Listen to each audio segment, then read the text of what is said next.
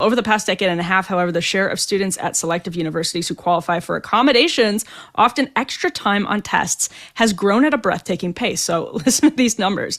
At the University of Chicago, the number has more than tripled over the past 8 years. At UC Berkeley, it has nearly quintupled over the past 15 years. The increase is driven by more young people getting diagnosed with conditions such as ADHD, anxiety, and depression, and by universities making the process of getting accommodations easier.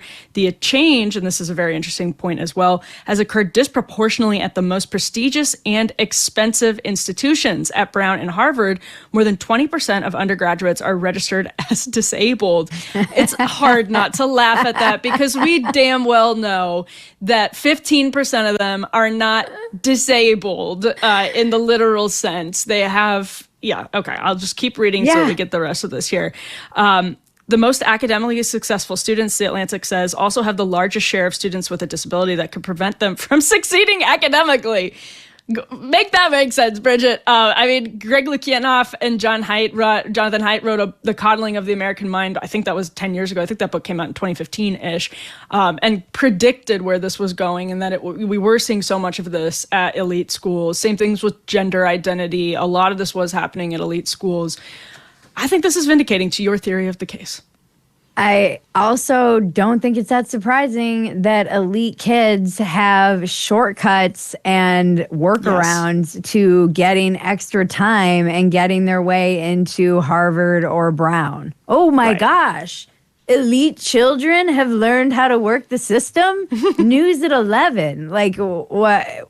Yeah, they've been doing this forever, and it's not. What's surprising is that it got so bad that they had to write an Atlantic article about it, reporting on the numbers. And this